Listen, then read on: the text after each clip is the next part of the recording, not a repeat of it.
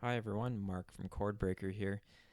Today we'll be doing a head-to-head review of the Chromecast 1 from a couple years ago and the new Chromecast 2, or new Chromecast.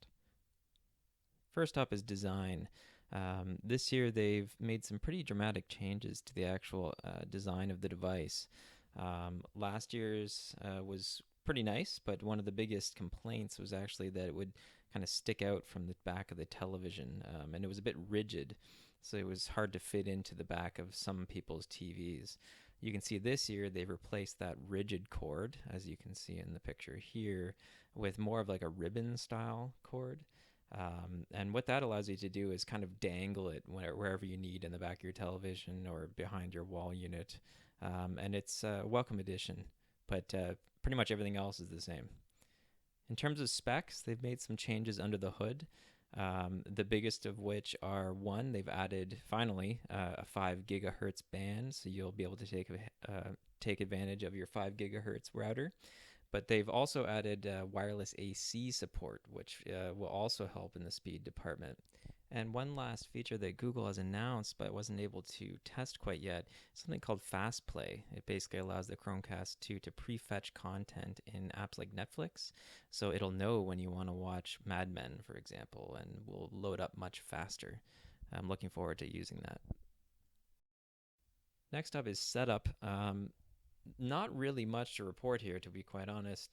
The setup is just as easy as before, maybe a little bit streamlined. They've updated their Chromecast app.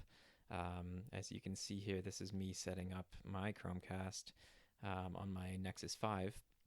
They've updated the Chromecast app, but pretty much the same process follows. So you basically log into the app when the Chromecast is physically set up in behind your television, and you should see it actually show up. You can connect to it. And that's what's happening now on screen.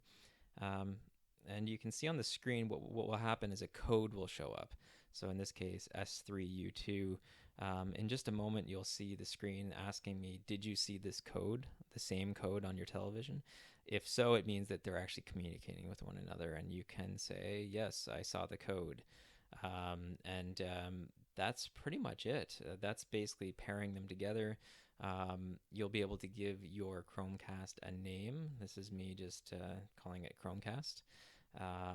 But you can call it whatever you want, especially if you have multiple Chromecasts in the household.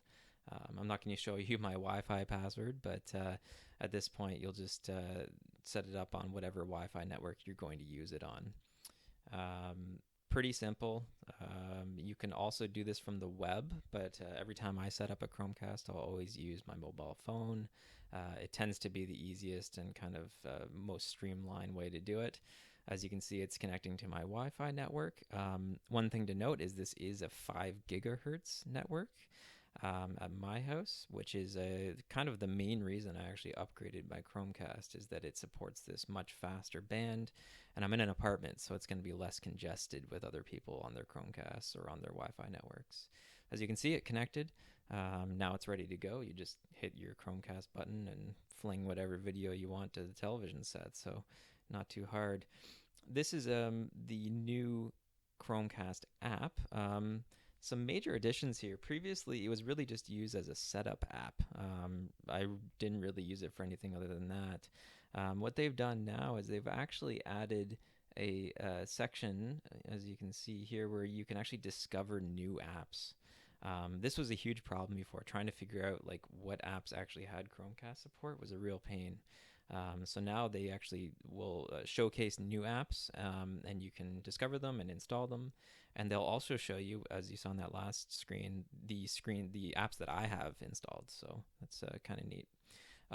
The next section is we're going to do a speed test of the original Chromecast versus the new one. So this is the first Chromecast that was released a couple years ago.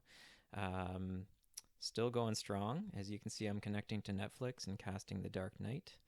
Um, as you saw, it was pretty quick. That it wasn't like it was slow or anything like that.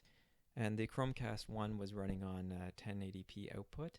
And keep in mind that the new one is on the same. So they didn't add 4K support for the Chromecast 2, which was a bit of a disappointment for some people. So you'll see it's basically the same test. We're doing Netflix, The Dark Knight, on the same wireless network, um, and you'll see that it's pretty much the same. I would say that they're right on par with each other in terms of speed. So I'd say if you're expecting like a wildly faster device, this is really not the case with the Chromecast 2.